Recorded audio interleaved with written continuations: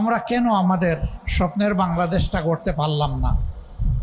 কেন একটি ইনসাফ ভিত্তিক সমাজ গত 54 বছরে আমরা পেলাম না? উত্তর একটাই, একটা সম্পদের অভাবের কারণে আমরা এটা পারিনি। এটি হচ্ছে চারিত্রিক সম্পদের অভাব। এই চারিত্রিক সম্পদের অভাবের কারণেই আমরা দেশ গড়তে পারিনি। যারাই যখন দেশের দায়িত্বে গিয়েছেন দেশ পরিচালনার জন্যে, তারা প্রথমে চিন্তা করেছেন আমার সুবিধাটা কোথায়, এরপরে চিন্তা করেছেন আমার দলের সুবিধা কোথায়। এই দুই সুবিধা মিটাতে গিয়ে তারা হাঁপিয়ে উঠছেন। এরপরে জনগণের দিকে আসলেই ভালো করে ফিরে তাকানোর তারা সময় পাননি। এই প্রত্যেকটা মানুষ বড় ভাগ্যবান ভাই, আমি তার ব্যতিক্রম।